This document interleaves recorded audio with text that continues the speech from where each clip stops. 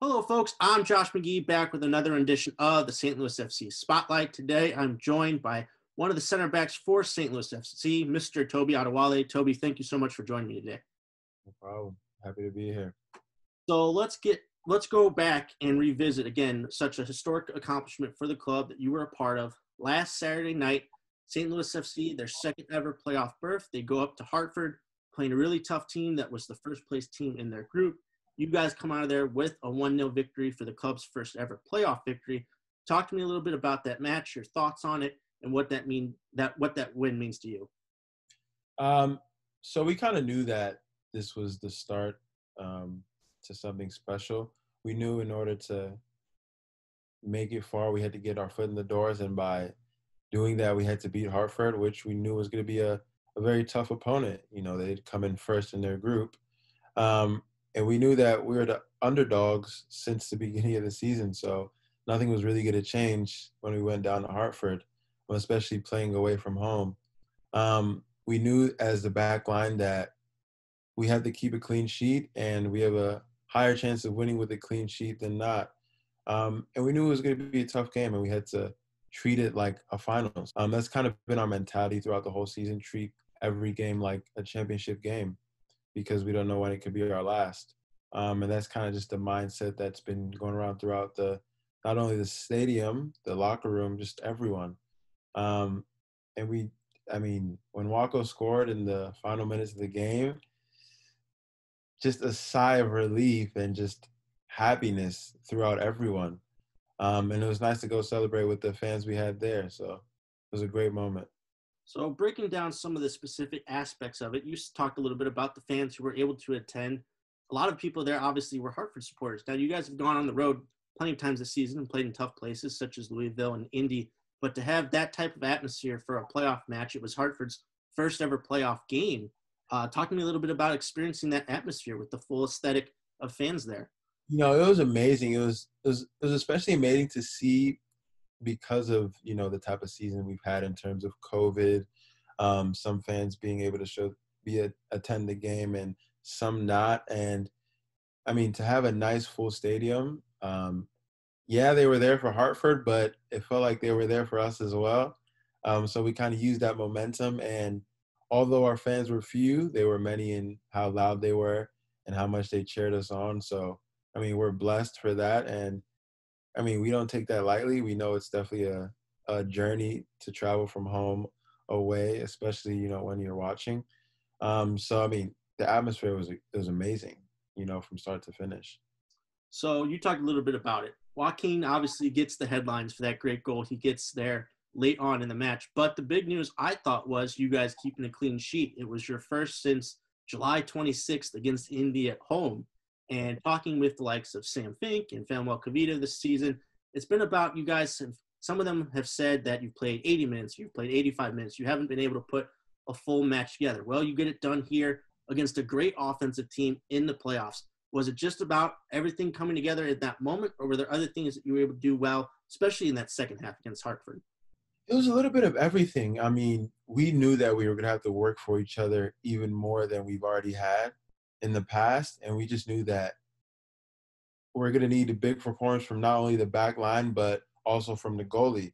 You know what I'm saying? Kyle had amazing saves during the game that kept us in the game, kept us, holding them at 0 goals. So it's a collective, honestly. From the center backs to the outside backs, the midfielders, the strikers, everyone's defending, everyone's working together, because at the end of the day, a clean sheet doesn't look good on the back line. It looks good on the whole team. So, just having that mindset that no one's going to score on our goal. Well, you talked about it being a whole team effort and everybody put in a shift, but like you just mentioned there, in that first half, Kyle had to come up with some huge saves to keep you guys in it. It's not the first time that's happened this season, and you're pretty used to it by now, considering that you played with him last year in Pittsburgh. Talk to me a little bit about that relationship you have with him, what his communication and his presence does to help you guys out on the back line. I mean, knowing Kyle before coming here was obviously, it was nice, and it helped the transition a bit smoother, because he's a familiar face, and we both have kind of the same mindset in which, we just know that we have to win at all costs. Obviously coming from a winning side the past 2 years. And we just knew what it takes to make it to playoffs and kind of like how we can help the group in any way we can. And I mean, it's always just, the same. He's also my roommate. So, I see a lot of him every day. So, I mean, we're on the same wavelength. We just know that in order to have a lovely career, a successful career, we just have to leave everything on the field, play like it's our last game in every situation. So, yeah. So coming down the stretch, you guys had a couple of really good defensive performances, especially in that last home victory versus Indy to get you guys in the playoffs.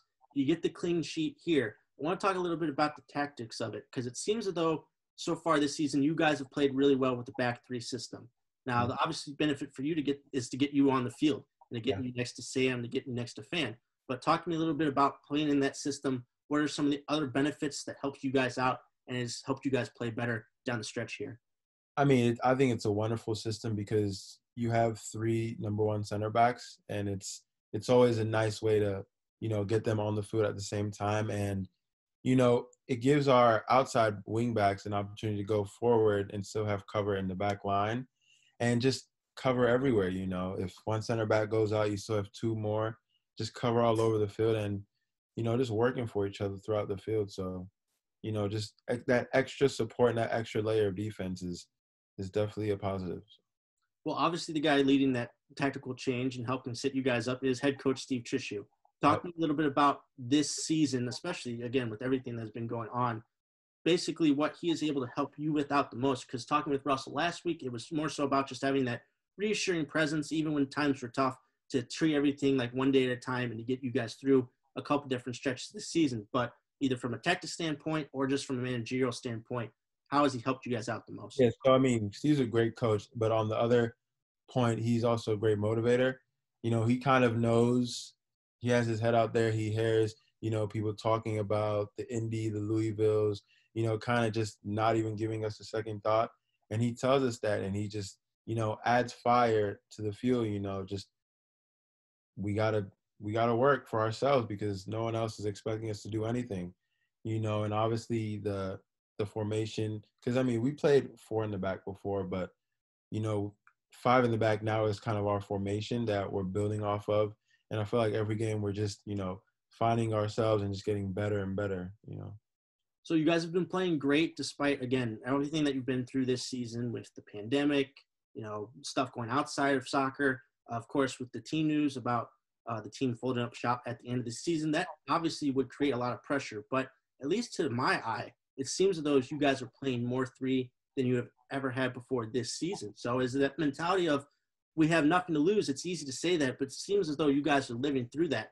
How are you guys been able to deal with that type of pressure? I quite the opposite. I feel like it's not that we have nothing to lose. I feel like we have so much to lose if we don't put our very best into this team right now. No one's really looking at next year or wherever they'll be next season. It's kind of just how we can make our mark in St. Louis now and how far we can go now and winning a cup here now. So that's kind of just been the mentality.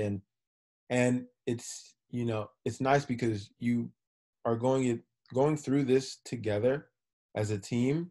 So you obviously have each other's support, and you just know as a collective that this is the last season with this team. So let's just leave it all on the field now, so you're not regretting anything later down the line, because it is a special group.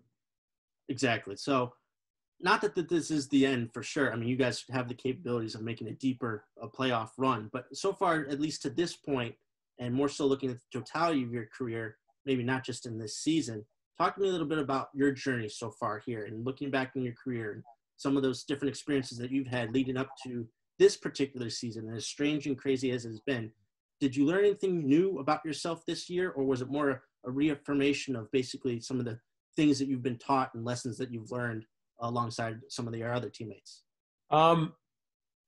In terms of learning, I've learned a lot this season, just in terms of off the field, like my body, being a better pro in and out of the field. Just, also reaffirmation from what I've already known, just the winning mentality, just getting guys, motivating guys, pushing players. That's something that I've learned from the beginning of my career that I'm going to continue to do throughout my career, wherever I am.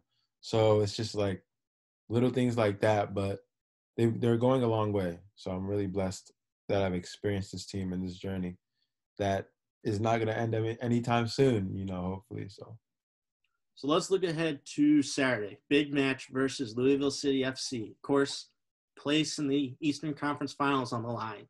Rivalry game. For you specifically, know that Louisville were the team to knock you out last season with Pittsburgh. So there's a lot of motivating factors and things on the line. You guys showed earlier this season that you're capable of going into Louisville and coming away with the win. That's what you're going to have to do here. Is it going to require a similar type of game plan and effort, or will there be things that you guys will look to maybe reinforce in this type of matchup, seeing as though you've played them a lot so far this season?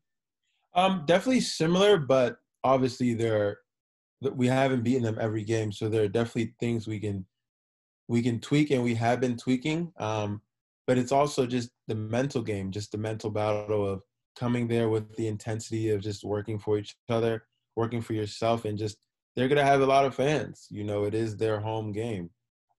So just having that strong mindset of just leaving it all on the field and treating it as we are, like a championship match, because we know that it's only just going to get more and more challenging throughout the journey.